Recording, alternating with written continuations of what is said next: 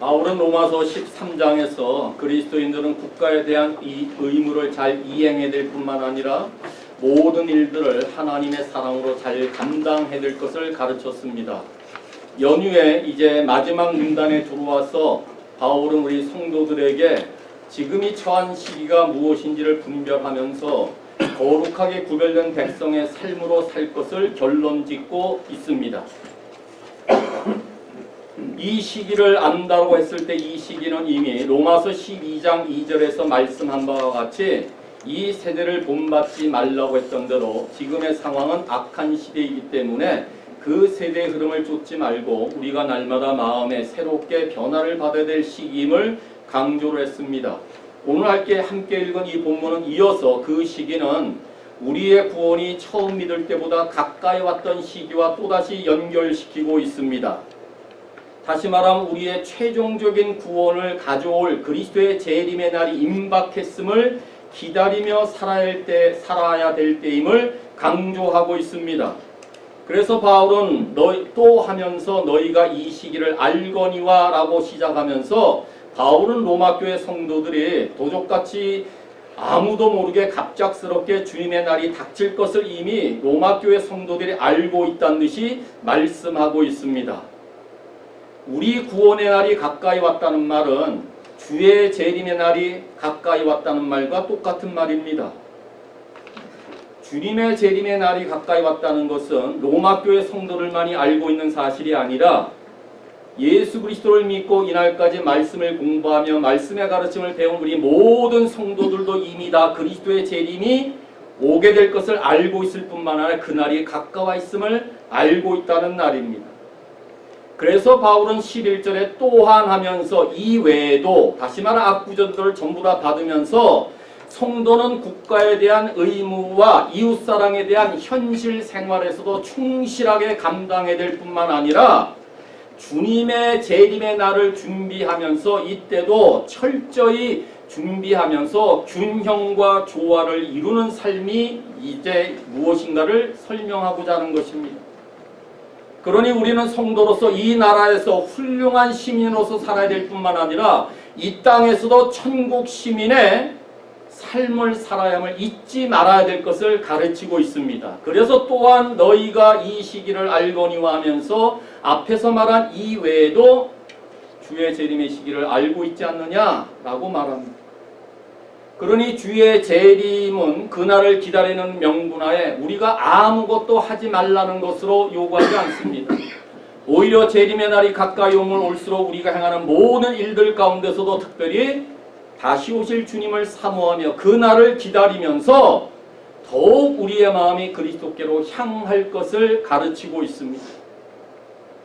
이제 머지않아 우리 모두가 주님의 얼굴과 얼굴을 맞대어 만날이라는 소망으로 살아야 될 때가 지금 이 시기라는 말입니다. 주님의 재림이 얼마나 가까웠습니까? 라고 질문을 한다면 여기에 관한 가장 적절한 답은 어제보다 오늘 더 가까이 왔습니다. 며칠 지나면 내년이 들어서 또 이 질문을 한다면 내년보다 올해가 더 가까이 왔습니다가 가장 적절한 답입니다. 그러면 성도는 주의 재림의 날을 기다리면서 남은 날을 어떻게 보내야 할까요? 먼저 바울은 주님의 날을 기다리면서 영적인 잠에서 깨어 일어나야 된다고 가르치고 있습니다. 본문은 깨라고 되어 있지만 저는 여기에 일어나라는 단어까지 추가합니다. 깬다는 것은 일어나는 것을 말하는 것입니다. 깬다는 것은 침대에 누워있다는 것을 말하는 게 아닙니다. 일어나서 다음 행동을 취할 것을 말하는 것이 깨어 일어나야 된다는 것입니다. 바울은 바로 그리스도의 재림과 임박성과 긴급함을 알리고 있는데 자다가 깰 때가 벌써 되었다. 구원이 처음 믿을 때보다 가까워졌다. 밤이 깊고 가까웠다. 때에 대한 내용을 계속 강조하고 있습니다. 분명히 이때는 그리스도의 초림과 재림 사이의 시기일 것입니다. 이때는 죄와 고통과 죽음이 있는 시대와 의와 기쁨과 생명이 있는 장차올 시대의 그 시기를 분명히 말합니다. 그럼에도 우리가 사는 이 시기는 마지막 때에 더 가깝고 성경대로 고통당하는 때가 더 이런 시기를 말합니다. 왜냐하면 왜 고통당하는 때입니까? 지금도 가면 갈수록 불의와 부정과 부패가 만연해지고 있고 자기만을 사랑하고 돈을 사랑하며 쾌락 사랑하기를 하나님 사랑하는 것보다 더 많은 죄악들이 넘쳐나고 있기 때문에 마지막 시기일 뿐만 아니라 고통당하는 때에 더 가깝다 그 말입니다. 그럼에도 바울이 우리에게 요구하는 것은 이 시기를 알고 있기 때문에 그와 같은 고통의 시기라 할지라도 마지막이 임박한 그 시기라 할지라도 성도들은 세상에서 가장 위대하시고 가장 존귀하신 그리스도께로 점점 다가가고 있음을 알아야 된다라고 말합니다. 정말 오늘도 하루 아침에 눈을 뜨고 시작하면 오늘도 주님께 가까이 가고 있음을 느끼지 않습니까? 하루하루 지날 때마다 우리 구원의 완성의 날이 가까이 오고 있다. 그날은 바꿔 말하면 주의 날이 한층 더 가까이 왔다는 사실을 인식하며 살아야 됩니다. 그러니 마지막 때 정신을 차리지 아니하면 큰일 납니다. 정신을 차려 깨어있지 아니하면 날마다 밤에 잠의 유혹에서 빠질 염려가 있기 때문에 그런 것입니다. 이미 예수님께서는 마태복음 24장 42절에도 그러므로 깨어있어라. 44절에 생각하지 않은 때 인자가 다시 오리라. 그러므로 깨어있어야 합니다. 정신을 차리고 있어야 됩니다. 정신을 차리고 있지 않으면 깨어있기가 너무나 어렵습니다. 주님의 경고의 말씀을 가볍게 들지 마십시오. 깨어있어야 됩니다. 준비하고 있어야 됩니다. 언제 오실는지 알 수가 없습니다. 경고입니다. 그러므로 주님의 날이 다시 멀지 않아 오시겠다고 약속하고 있다면 잠만 자고 있어서는 아니 됩니다. 빨리 잠에서 깨셔야 됩니다. 육적인 잠을 말하는 거 아닙니다. 아니 우리가 다 깨서 주일 예배 들어왔는데 왜 자꾸 깨라고 합니까? 아닙니다. 영적인 잠에서 깨라는 것입니다. 원래 성경에서 잠이라는 단어를 말할 때는 원래 이 세대에서 잃어버린 바 된 사람들의 행실을 말할 때 잠자고 있다 그 말입니다. 잘 보십시오. 이 땅의 요란함, 외모 지상주의, 자기 과시, 자만, 사치, 향락, 과학적인 어떤 업적, 학술적인 분야, 예술적인 이 모든 분야, 즉 은사력, 재물 등은 영광스러운 그리스도의 나라에 누릴 삶과 비교하면은 정말 허무한 것입니다.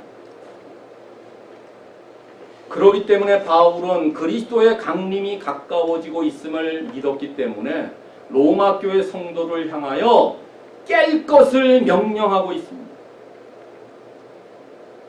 바울은 지금 로마 교회 성도들이 로마 시대의 정신과 그들의 가치관의 영향을 받아 살다 보니 주의 재림에 대한 소망과 사모함을 잊은 채 영적으로 잠들고 있음을 발견한 것입니다. 로마 교회 성도들만 잠들고 있을까요? 오늘날 많은 교회들도 영적인 잠에서 아직 깨어나지 못하고 있습니다. 아침이 되고 해가 떠서 낮이 밝아왔는데도 아직도 잠을 자고 있습니다.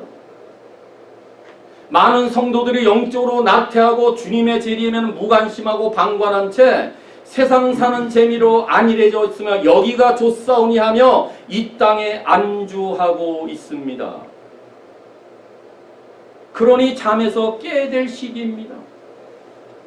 로마 교회 성도들만 그랬을까요? 에베소 교회를 향해서도 똑같은 명령을 합니다. 에베소 교회를 향해서 잠자는 자여 깨어서 죽은 자들 가운데서 일어나라. 잠을 자는 것을 죽은 자와 대조하고 있습니다. 육적으로는 살아있다 할지라도 영적으로 죽은 자들 가운데서 우리는 깨어 있어야 된다는 것을 말합니다. 그런데 많은 경우에 이 본문을 적용하게 될 때 자꾸 죄인들에게 적용하고 있지만 사실은 이 편지는 죄인들에게 보낸 편지가 아닙니다. 이 편지는 불신자들을 위한 메시지가 아니라 영적인 잠을 자고 있는 에베소 교회 교인들을 향한 경고의 메시지입니다. 성경은 불신자들을 향해 쓴 내용들이 아닙니다. 교회 성도들을 향해 쓴 메시지입니다. 에베소 교회가 지금 잠을 자고 있었습니다. 그럼 에베소 교회만 이 내용이 적용되겠습니까? 아니, 이 시대 우리 모두에게 주시는 경고의 말씀이기도 합니다. 에베소 교회의 교인들은 상당히 종교적이었지만 잠자는 상태에 있었습니다. 많은 사역과 수고가 있었지만 성령의 역사가 하나도 이루어지지 않았습니다. 그들 모두는 정통적인 교리를 고수하고 있었지만 처음 사랑을 전부 다 잃어버렸습니다. 영적인 잠에서 깨어 죽은 자들 가운데서 일어나라는 경고의 말씀을 무시한 에베소 교회가 수십 년이 지난 이후에 요한계시록에서 사도 요한이 주의 경고의 말씀을 했던 대로 그 회개의 말씀을 듣지 않고 결국은 돌아서지 않자 교회는 안타깝게 흔적이 없이 사라져버렸고 지금은 관광지로 바뀌어버렸습니다. 왜요? 잠자는 데서 일어나지 않았기 때문입니다. 돌아서지 아니했기 때문에 그렇습니다. 죽은 자들 가운데서 잠을 자다가 다 죽고 말았습니다. 이처럼 그리스도인이 되고 그리스도의 몸을 이루는 지체가 되었어도 영적으로 잠을 자는 일은 가능합니다.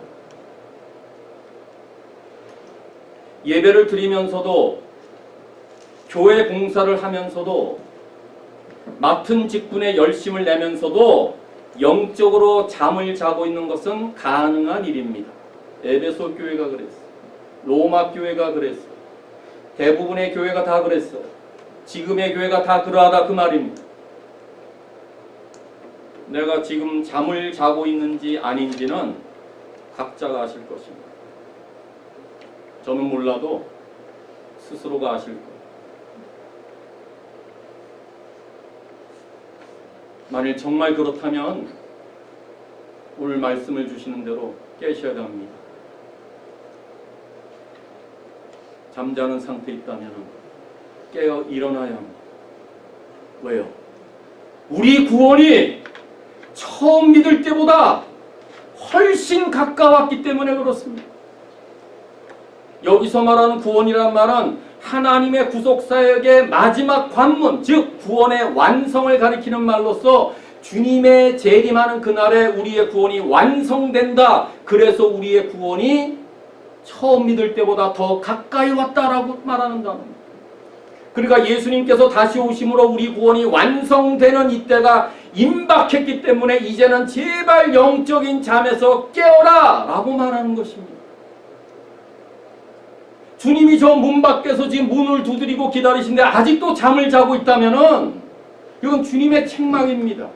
문 밖에서 지금 계시는데 어떻게 우리가 잠을 자고 있겠습니까? 그래서 깨어야 됩니다.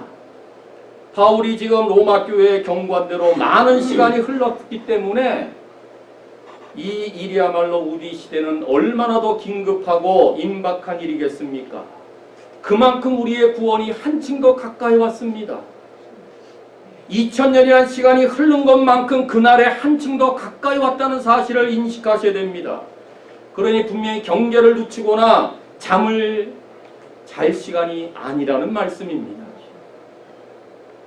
그렇다고 그리스도의 재림이 오래전에 로마 교회에 이미 가르치고 있었는데 오랜 시간 지났기 때문에 아직 이루어지지 않았다. 그러니 이것은 더 이상 긴급한 문제도 아니고 아직도 멀었지 않은가라고 생각할지도 모릅니다. 그러나 예수님께서 내가 속히 오겠다, 내가 속히 오리라, 내가 다시 속히 오리라 라는 주님의 약속이 참으로 신실하고 믿을 만한 일이기 때문에 우리는 그날이 하루하루 가까워지고 있다는 사실도 함께 믿어야 합니다. 주님이 속히 오리라는 이 말씀을 믿는다면 그날이 가까이 오고 있다는 사실 또한 우리가 믿어야 된다 그 말입니다. 그러니 그날이 미루어지는 일 때마다 그 긴급함은 줄어드는 것이 아니라 오히려 점점 더 커지고 더 긴급하다는 사실을 깨달아야 됩니다. 지난주보다 이번 주가 예수님의 오심의 날이 한 주 가까이 왔습니다. 다음 주 지나면은 내 지난해보다 1년 지난해보다 올해가 더 가까이 왔다는 사실을 날마다 인식하셔야 됩니다. 혹시 우리 중에 잠을 자고 있는 자들 중에 시간이 지나면은 저절로 깰 것이야, 이런 착각을 버리시길 바랍니다. 때가 되면 잠자리에서 일어날 것이야, 막연한 기대를 멈추시기 바랍니다. 그게 때가 지나면 일어나는 게 아닙니다. 시간이 지나면 해결되는 것이 아닙니다. 오늘 이 말씀을 들었다면 이 자리에서 당장 깨어 일어나 주의 재림을 준비해야 되는 시기입니다. 정말 매 순간순간마다 가까이 오고 있습니다. 대부분의 우리 성도들이 10시 정도에 오시잖아요. 1시간이 벌써 지났어요. 그럼 1시간 더 가까이 오고 있다는 사실이에요. 이 얼마나 긴급한지 모릅니다. 그러니 우리가 깨어 준비할 수 있는 시간은요, 지금밖에 없습니다. 우리 앞에 남아있는 시간이 얼마나 있다고 우리는 보장할 수 없기 때문에 순종을 미루는 것은 참으로 어리석은 일입니다. 깨어 순종할 때가 바로 지금입니다. 내일이 아닙니다. 깨어있을 시간은 지금입니다. 그러니 우리의 소망은 우리를 영화롭게 하시려고 다시 오시는 주님의 날을 기다리는 일입니다. 그러므로 우리 구원의 완성이 이루어지는 그날을 기다리며 정말 깨어 일어나 다시 오실 주님을 맞이하는 신실한 종들이 될 수 있기를 간절히 바랍니다. 주의 재림의 날이 온다면 그 남은 날은 또 어떻게 지내야 될까요? 주의 날을 기다리면서 어둠의 일을 벗어버려야 합니다. 깼습니까? 깨서 일어나셨습니까? 그 다음 뭘까요? 잠자던 옷을 벗어버려야 되잖아요. 그 논리입니다. 봐요. 지난 어젯밤 잠을 자고 오늘 교회를 나오기 위해서 준비하고 있다면은 결국 밤이 지나 낮이 되었다고 하는 것은 뭘까요?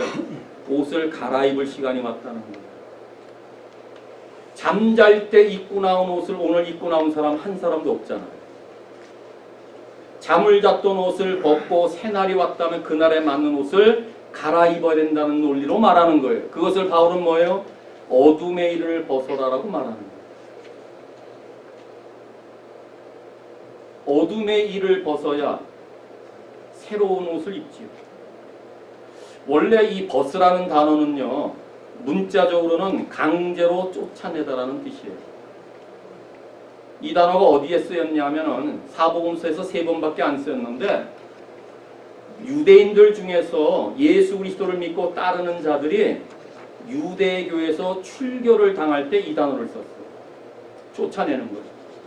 유대교에 소속된 유대인의 공동체에서 쫓아내는 단어가 벗어버리는 거죠. 바울이 이 단어를 택한 것은 어둠의 일은 강제라도 쫓아내라는 의미로 사용하고 있습니다. 어둠의 일은 강제로 쫓아내야 돼요. 죄악은 굳은 의지를 가지고 끊어버려야 된다는 의미로 어둠의 일을 벗어라! 라고 말하는 거예요. 여러분, 유대교의 출교는 한 번에 이루어지는 거예요. 어둠의 일을 버리는 것은 한 번에 이루어지는 거예요. 출교를 당한 사람이 조금 이렇게 순서적으로 출교하지 않아요. 한 번에 내쳐버리는 거예요. 주의 날을 기다리는 자는 어둠의 일을 조금 벗는 게 아니라 강제라도 억지라도 끊어버리는 것을 말할 때 쓰는 용어입니다. 그러니까 사도 바울은 로마 교회 성도들에게 회개를 촉구하고 있는 것입니다. 바울은 그들이 어둠의 일을 벗고 죄악된 행실을 끊고자 간절히 원했습니다. 그래서 밤이 깊고 낮이 가까이 왔다. 그렇기 때문에 어둠의 일을 벗어야 되지 않느냐. 만약에 이 같은 일이 우리 가운데 여전히 있다면 영적인 잠에서 깨지 못하고 있는 반증이라 그 말. 로마 교회만 그랬을까요? 에베소 교회도 똑같이 또 경고를 받고 있습니다. 에베소 교회 너희는 열매 없는 어둠의 일에 참여하지 마라. 어둠의 일에 참여하는 자들 어떻게 하라고요? 책망하는 거예요, 여러분. 사랑이 있기 때문에 책망하는 거예요. 거짓된 것에 빠진 자들을 사랑하기 때문에 거기서 나와라 할 것을 책망하는 게, 그러니까 사랑 안에서 진리를 말하는 게 맞죠. 어둠의 일에 참여하지 말아라. 어둠의 일에 참여하면 책망을 하라는 말이에요. 에베소 교회가 그랬어요. 에베소 교회만 그랬나요? 골로새 교회가 그랬어요. 이제는 너희가 모든 것을 벗어버리라. 어떤 것? 분함, 노여움, 악의, 비방, 부끄러운 말, 거짓말, 옛사람, 옛행위 벗어버려.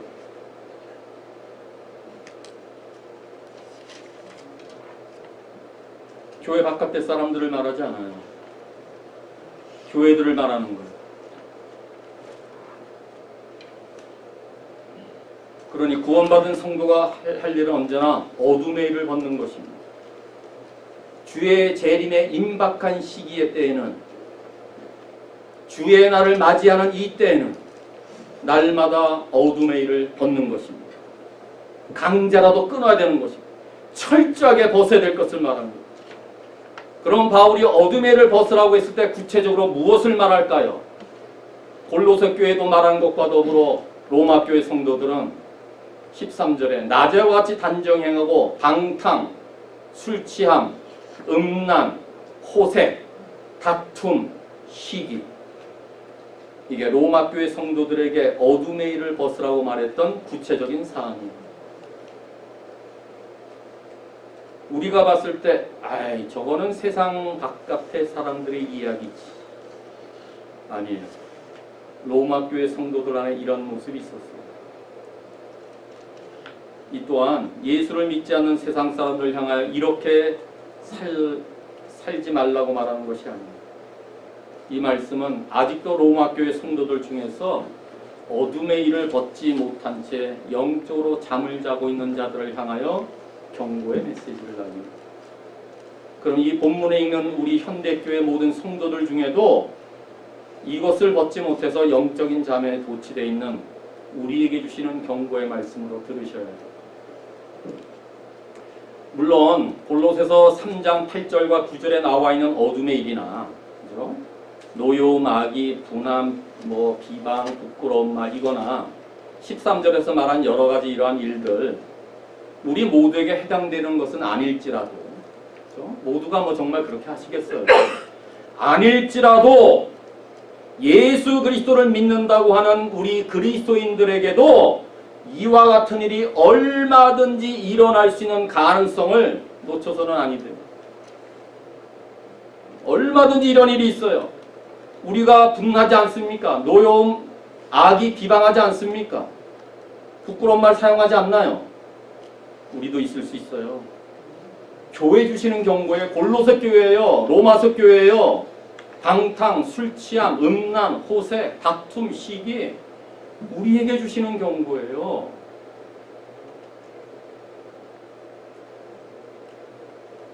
그렇다면요.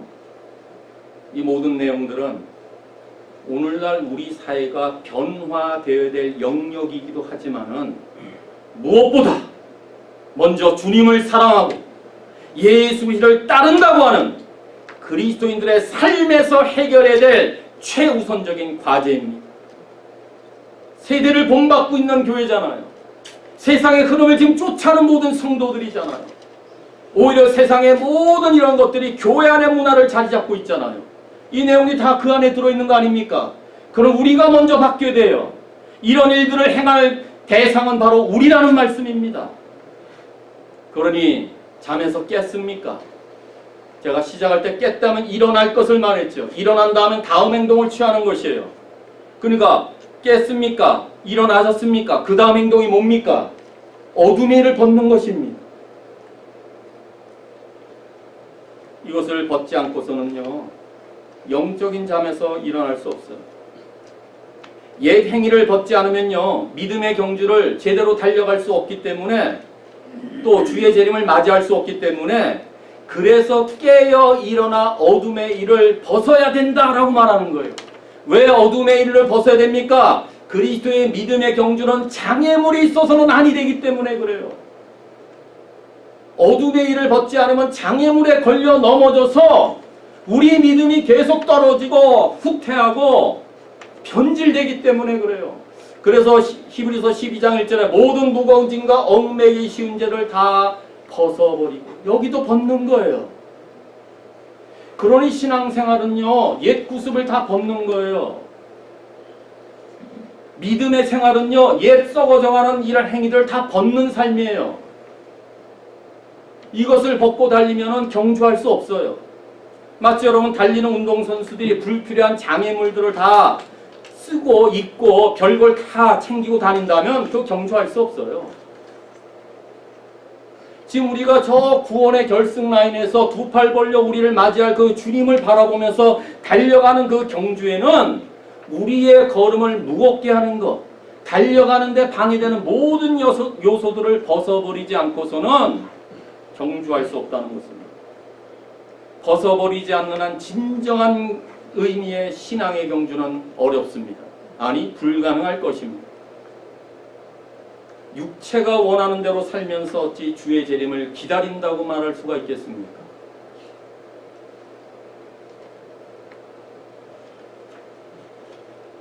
제가 잘 쓰는 마지막 날의 준비는 이 내용 아니겠어요? 기도할 때마다 잘 많이 쓰지요. 봐요. 혼과 영과 몸이 주 예수 그리스도께서 강림하실 때 어떻게? 흠 없게 보존되게. 혼과 영과 육의 흠 없게 보존되기를 원하는 때를 어디에 맞추고 있어요? 그리스도께서 강림하실 때에. 지금 그때입니다. 그러므로 흠이 없는 영과 육의 삶을 위해서 바울은 낮에와 같이 단정하게 행할 것을 말합니다. 물론 지금은 낮과 밤을 가리지 아니하고 어둠의 일들을 아무 때나 뭐 백주대낮에도 다 범합니다. 그런데 원칙적으로 일반적으로 이 죄악된 어둠의 일을 말할 때는 언제나 밤에 일어나는 것으로 기록하고 있습니다. 왜? 아무도 보지 않고 볼 수가 없기 때문에 주로 죄악은 밤에 일어납니다. 낮에는 잘 보입니다. 그래서 낮에는 어둠의 일을 행하지 않습니다. 낮에는 사람들이 함부로 행하지 않습니다. 그래서 낮에는 보통 어둠의 일을 잘 못하는 것을 말합니다. 그런 의미에서 바울은 낮에와 같이 단정한 행동하라 라고 말해요. 뭐 단정하라는 말에는 여러 가지 뜻이 있겠지만 제가 이 본문에서는 낮에와 같이 단정한 삶을 살아가는 것은 투명한 삶을 살라고 적용해 볼 수가 있지 않을까 생각됩니다. 투명해야 돼. 그리스도인의 삶은 선명해야 돼. 숨길 만한 것이 없어야 돼요.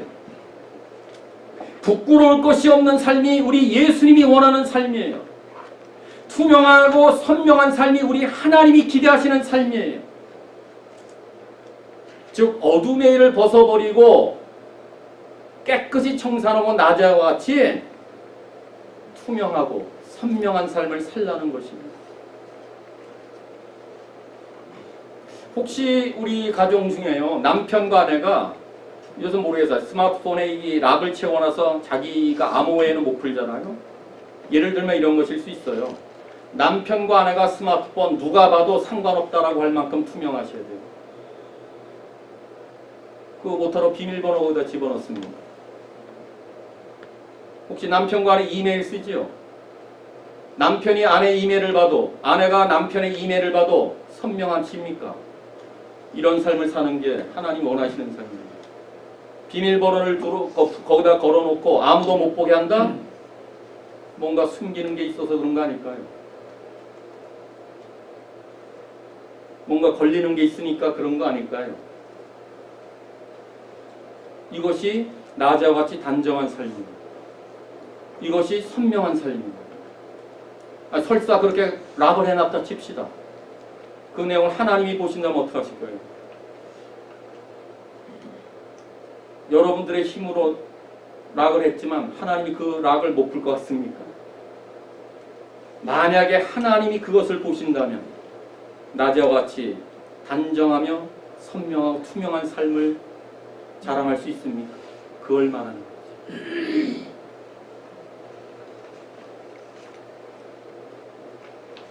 어둠의 일을 버리라는 것은 우리가 숨기고 감추면서 행하는 어두운 행실을 깨끗이 청산하고 투명한 삶을 살라는 것. 믿음의 경주에서 장애물이 없으면은 우리는 낮에와 같이 떳떳하게, 밝게, 당당하게 걸을 수 있습니다. 2018년도 1월을 시작하면서 하나님 앞에 헌신과 각오와 결심과 고백을 통하여 여기까지 달려오셨을 겁니다. 사람들은 처음에 누구나 잘합니다. 시작은 잘 출발합니다. 멋지게 출발했을 것입니다. 이달을 접으면서 그 결심과 고백과 헌신이 다 이루어지셨습니다. 의외로 많은 경우에 마지막 인생을 잘 마감하는 사람이 드뭅니다. 이제 주의 오심의 때에 마지막 시대를 달려가고 있습니다. 그날까지 잘 달려갈 수 있는 우리 신실한 교회 모든 성도들 될 수 있기를 바랍니다.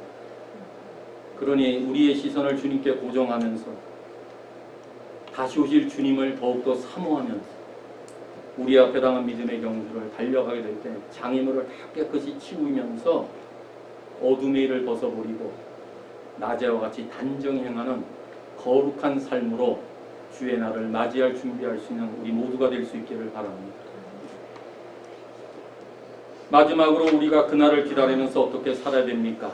주의 날을 기다리면서 빛의 갑옷을 입어야 합니다. 바울의 논리가 뛰어난 것은 이거예요. 우리 구원의 날이 완성의 때가 가까이 왔다. 주의 날이 임박했다. 그러니 어떡하라고요? 영적인 잠에서 깨어 일어나라. 깨어 일어났다면 어떻게 해야 돼요? 어두운 일들을 벗어야 돼요. 벗은다면 어떻게 될까요? 옷을 입어야 돼요. 그게 빛의 갑옷을 입자라고 말합니다. 아침이 왔는데도 그날에 맞는 옷을 아직 입고 있지 않다면 우리는 준비하지 않는 것입니다. 토요일 밤에 잠을 잘 주무시고 나서 오늘 교회에 나와야 되는데 교회에 오기 전에 아직도 갈아입지 않는 그 옷이라면 우리는 지금 주의 날을 준비하지 않고 있는 것을 말합니다. 그래서 12절에 빛의 갑옷을 입자, 다시 말해 앞에 어둠의 일을 벗고 빛의 갑옷을 입자 하면서 어둠과 빛을 대조하고 있어요. 13절에 주 예수 그리스도 옷 입고 하면서 정욕을 위해 육신의 일을 도모하지 말라 하면서 육체적인 정욕의 옷과 그리스도의 옷을 서로 대조하면서 영적인 잠에서 깨었고 정말 일어나서 어둠의 일들을 다 벗었고 그렇다면 우리는 빛의 갑옷을 입어야 된다. 이걸 말합니다. 우리말에 옷이 날개라는 말이 있지 않습니까? 옷은 어떤 의미에서 우리 삶의 표현이라고 할 수 있습니다. 그러니까 그 사람이 오늘 아침 어떤 옷을 입느냐에 따라서 행동이 달라질 수 있기 때문에 그렇죠. 아침 새벽에 조깅하기 위해서 운동복을 입고 나면 그 사람 뛰는 것입니다. 단정하게 입고 양복을 입고 나면 그 사람은 아마 회사에 나가서 그런 단정한 모습을 행하게 될 것입니다. 군복을 입고 있다면 군인다운 행동을 나타내야 되는 것입니다. 의사가 흰 가운을 입고 있다는 말은 의사다운 행동을 요구하는 것을 말할 때 옷이 날개라는 표현으로 쓰고 있는 용어입니다. 그래서 옷은 매우 중요한 것입니다. 그런데 우리의 옷이 뭘까요? 빛의 갑옷입니다. 암호의 옷이 아닙니다. 빛의 갑옷입니다. 이 빛의 갑옷을 예수 그리스도의 옷이라고 표현하고 있습니다. 이 그리스도의 옷은 또 무엇일까요? 그리스도의 의와 진리와 거룩의 옷을 말하는 것입니다. 보십시오. 우리가 빛의 옷을 입으면 어둠이 떠나는 것입니다. 우리가 의의 옷을 입으면요 불의가 떠나는 것입니다. 우리가 거룩의 옷으로 갈아입으면요 부정은 물러나가게 되는 것입니다. 물론 우리에게는 어둠이나 불의나 부정한 것을 스스로 몰아낼 능력은 없지만은 빛이신 그리스도께서 내 안에 들어오신다면 그 빛이 어둠을 물러나게 되어 있습니다. 우리가 그리스도의 의의 옷을 입는다면 하나님의 성령이 우리의 모든 불의를 다 몰아내주기 때문에 가능한 것입니다. 그렇다면 우리 모두가 그리스도의 의와 진리와 거룩의 옷을 입고 있는 사람이라면 어찌 육신의 일을 도모할 수가 있겠습니까? 그래서 주 예수 그리스도의 옷 입고 정욕을 위하여 육신의 일을 도모하지 말라라고 했던 거예요. 아니 다른 사람이 내가 지금 그리스도의 의와 진리와 거룩의 옷으로 입고 있는 것을 보고 알고 있다면 어찌 정욕을 위하여 육신의 일을 도모할 수 있겠습니까? 그 논리잖아요. 저분은 정말 그리스도의 의의 옷을 입고 있어 라고 생각한 그 사람 앞에서 육신의 정욕대로 살면은 그건 여전히 어둠의 일에 속한 자들 아니겠습니까? 그래서 빛의 갑옷을 입고 있다면은 우리는 빛의 자녀다워요. 그리스도의 옷을 입었다면 그리스도답게 살아야 됩니다. 깨셨어요? 벗었어요? 입으십시오. 그 옷은 세상 정욕을 위한 육신의 옷이 아니라 예수 그리스도의 빛의 옷입니다. 아주 오래전에 북아프리카 출신의 한 청년이 이탈리아에서 마니교라는 이단에 빠졌습니다. 방탕한 삶이 인간의 가장 자연스러운 본능이라고 표현했던 그 이교에 빠졌던 그가 상당히 부도덕한 삶을 살았습니다. 그러나 그의 마음 가운데 양심은 늘 편치 않았습니다. 그러던 어느 날 갑자기 자기 집 바깥의 정원에서 라틴어로 톨레레게라는 음성을 듣게 됩니다. 라틴어의 톨레레게라는 뜻은 들고 읽어라는 뜻입니다. 그는 이 들고 읽으라는 이 단어를 성경을 펴서 읽으라는 말씀으로 해석하여 그가 성경을 읽자마자 첫 번째 펼쳐진 성경이 오늘 본문 로마서 13장 11절에서 14절까지의 내용이었습니다. 이 본문이 눈앞에 들어오기 시작하자 이 사람이 말씀 앞에 정신을 차리기 시작했습니다. 구원의 날이 가까이 왔구나. 번쩍 정신이 들었습니다. 그래서 깨어 어둠의 일들을 벗어 던지고 빛의 갑옷을 입기 시작했습니다. 그리고 그의 입술에서 어린 시절에 예수를 찬양했던 그 입술이 터져나왔을 뿐만 아니라 그의 어머니 모니카가 섬겼던 그 하나님 앞에 다시 돌아와 자신의 죄를 회개하고 위대한 초대의 교부가 되었습니다. 이 내용이 그의 제 고백록에서 쓰여 있습니다. 그 사람의 이름이 어거스틴입니다. 어거스틴도 어머니의 신앙 안에서 컸어요. 한때 방황했죠. 30이 넘도록. 이단에 빠졌어요. 사치와 향락과 타락과 온갖 세상의 물정 그 이탈리아에서 흥청망청 쓰는 가운데 하나님의 음성이었겠지. 그 음성을 외면하지 않고 그 음성을 자기 딴엔 성경을 펴서 읽으라는 그것으로 해석하여 오늘 바라봤던 성경이 오늘 함께 읽었습니다. 그렇습니다. 오늘 말씀을 상고하면서 우리 구원이 처음 믿을 때보다 주의 재림이 곧 임하겠구나. 그러니 나도 빛의 갑옷을 입어야 되겠구나. 빨리 어둠의 일을 벗어 던져야 되겠구나. 빨리 깨어야 되겠구나. 이런 도전을 받아야 되지 않겠습니까? 우리는 원래 예수 그리스도를 믿는 처음 순간부터 원칙상으로 예수 그리스도의 옷을 입습니다. 이것을 교리에서는 칭의라고 말합니다. 이 단어를 구약에서는 이사야에서는 구원의 옷을 입혔다, 공의의 겉옷을 더하셨다라고 말하는 것이에요. 칭의 사건을 말할 때 씁니다. 신약에서는 갈라디아에서 누구든지 그리스도 합하기 위해 세례를 받은 자는 그리스도로 옷 입었느니라. 예수를 믿는 자는 이미 그리스도의 구원의 옷, 공의 옷을 입었습니다. 그러니까 우리는 이미 세례를 통해 그리스도로 옷 입은 자들입니다. 그러니까 그리스도의 옷을 입는 것은 시작일 뿐입니다.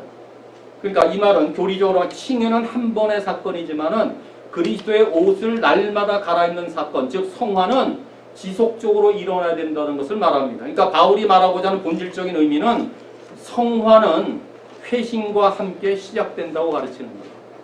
정말 구원받은 자들은 계속적으로 성화를 이루어 가야 된다고 말한 거예요. 지금까지 3장부터 이제 11장까지 가르쳤던 그 내용이 지금 이런 내용입니다. 그러니까 우리가 새롭게 되기 위해서는 다시 세례를 받을 필요는 없지만은 우리의 옷이 육신의 일을 도모함으로 더럽혀졌다면은 또다시 새로운 그리스도의 옷으로 갈아입을 필요가 있지요. 이렇게 사는 삶을 늘 새롭게 변화된 삶이라고 말하며 이런 것을 성화된 삶이라고 말합니다. 그러니까 우리 모두가 빛의 갑옷, 그리스도의 의와 진리와 거룩의 옷을 갈아입어야 되는 이유는 우리 믿음의 경주에는 언제나 성화를 이루어야 하기 때문에 날마다 거룩해지는 삶을 살아야 되기 때문에 그리스도로 옷 입어야 돼요. 순간순간 또 넘어가는 이 찰나에 넘어지지 않기 위해서 그리스도의 의의 옷을 입어야 돼요. 내일도 혹시나 어쩌게 될지 알지 못하기 때문에 내일도 시작하기 전 시간부터 하나님의 거룩의 옷을 갈아입어야 내일도 거룩한 삶으로 새 출발을 할 수 있는 것입니다. 그런데 이 내용은 결국 우리의 전 삶을 통하여 그리스도의 의와 진리와 거룩을 드러낸 삶을 주님이 오시는 그날까지도 해야 될 것을 말하는 거예요. 왜 그래요? 하나님이 우리를 향하신 가장 궁극적인 목적이 무엇입니까? 그리스도를 닮도록 하기 위해서 우리를 예지하시고 예정하시고 부르시고 선택하시고 성화로 이룩하셨잖아요. 그 평생 동안 그리스도를 닮아가기 위해서는 날마다 그리스도의 빛의 갑옷을 입을 수밖에 없는 것이죠. 그렇다면 사람으로서 그리스도를 닮는 것만큼 이 세상에 이 최고의 모습이 세상에 또 어디 있습니까? 여러분, 자기 자녀들이 아버지를 닮았다, 어머니를 닮았다 할 때 기분이 좋습니다. 그 아이가 나중에 커서 훌륭한 업적을 행하고 있다. 야, 그 사람은 누구와 같이 이렇게 성공했네라고 했을 때에 가문의 명예이자 영광으로 자랑 삼아 떠버릴 것입니다. 설사 우리 가운데 그런 일이 없다 할지라도 야, 저분은 예수님을 닮은 자예요. 신실한 게 어떤 분은 정말 예수님을 본받는 자야. 저분은 정말 예수님의 삶과 너무나 같아. 이것만큼 최고의 칭찬과 하나님의 인정이 어디 있습니까? 바울은 고린도 교회가 내가 그리스도를 본받는 자 된 것 같이 너희도 나를 본받으라 할 만큼 우리 모든 신실한 교회 한 분 한 분이 정말 마지막 주에 오신 그날까지 예수 그리스도를 본받아 사는 삶이 우리 가운데 충만히 이루어지기를 간절히 기도합니다. 우리가 예수님을 본받는 것, 세상에서 가장 귀한 것입니다. 그래서 요한일서 3장 2절 3절에 어떻게 가르칩니까? 우리가 분명히 하나님의 자녀인데 우리가 앞으로 어떤 모습으로 나타날지는 우리가 잘 모르겠다. 그런데 확신한 것은 예수님이 나타나시게 된다면 우리가 누구처럼? 예수님처럼 깨끗하게 될 것을 알기 때문에 이러한 소망, 그러니까 예수님처럼 깨끗하게 될 것을 아는 이 소망을 가진 자마다 우리가 어떻게 하라고요? 예수님의 깨끗하심처럼 우리를 깨끗하게 됩니다. 우리의 깨끗함이 어디에 연결되고 있습니까? 주님의 오심에 연결되고 있어요.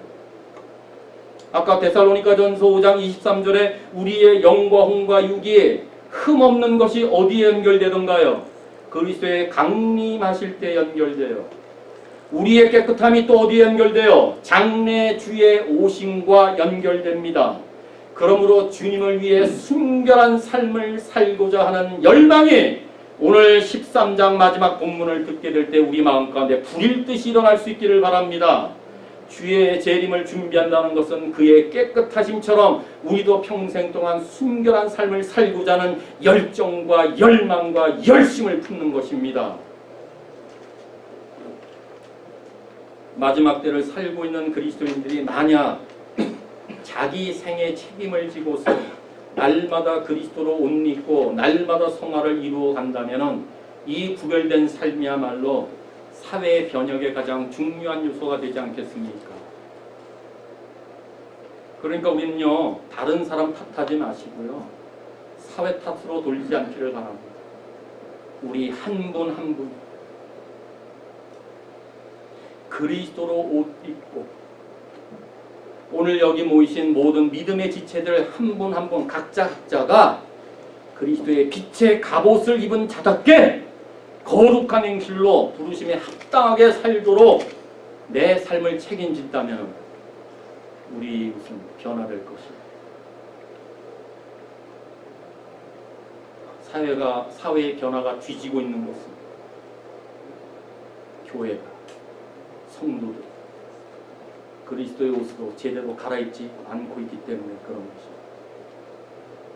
하나님이 이스라엘 백성들을 제사장 나라로 택한 것은 하나님을 알지 못하는 자이고 제사장 나라의 역할을 감당하기 위해서 하나님과 원수되었던 자들에게 복음의 다리를 넣음으로 그들 모두가 하나님과 화목하게 하기 위해서 그들을 세우신 것입니다. 하나님 우리를 왜 택하셨나요? 우리끼리 찬양하고 기뻐하고 즐거하며 그것도 물론 있겠지요.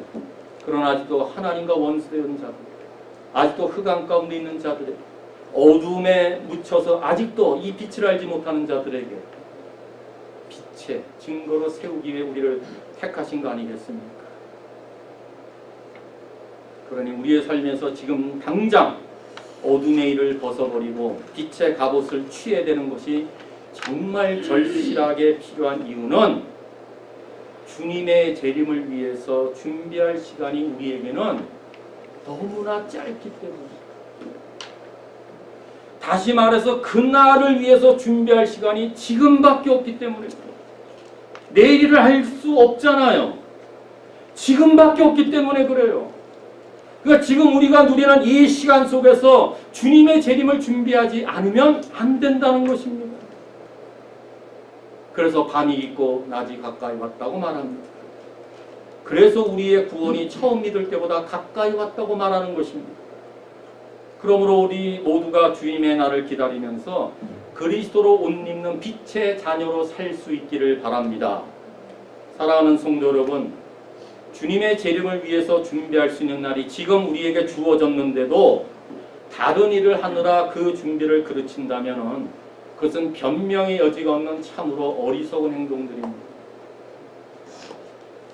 만일 우리가 지금 말씀을 듣고 영적인 잠을 자고 있다는 사실을 깨달았다면 빨리 깨어 일어나 세상 사랑하는 것을 멈추시고 빨리 그리스도의 옷으로 갈아입을 태세를 취하시고 이 세상의 그 어떤 일보다 어떤 일이 이 일보다 중요하지 않기 때문에 그렇습니다. 만일 우리가 영원한 본향을 사모한다. 주의 강림하심을 찬송했는데 그날을 지금도 기다리고 계시다. 내 구원이 정말 이제 완벽하게 완성되는 영화로운 날이 지금 나에게 가까이 온다는 사실을 지금 믿고 있다면 우리는 영혼의 문제를 가장 귀하게 여겨야 될 뿐만 아니라 세상 다른 일에 휩쓸려서 우리의 영혼을 팽개쳐버리는 우둔한 행실을 취해서는 아니 됩니다. 그러니 그리스도가 처한 이 시기를 잘 알아 분별하셔야 됩니다. 그리스도인들을 향한 하나님의 목적은 세상의 일에 사로잡히는 것이 아닙니다. 물론 지금도 세상이 어둡긴 하지만은 우리는 앞으로 다가올 구원의 완성을 바라보며 그날을 사모하면서 주님의 날을 기다려야 합니다. 그러니 영적인 잠에서 깨어 어둠의 일들을 빨리 벗어버리시고 그리스도의 옷으로 갈아입어 다시 오실 예수 그리스도를 맞이하는 남은 날이 될 수 있기를 간절히 바랍니다. 왜냐하면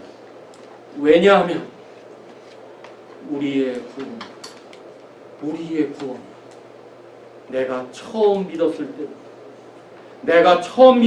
때보다 한층 더 가까이 왔기 때문입니다.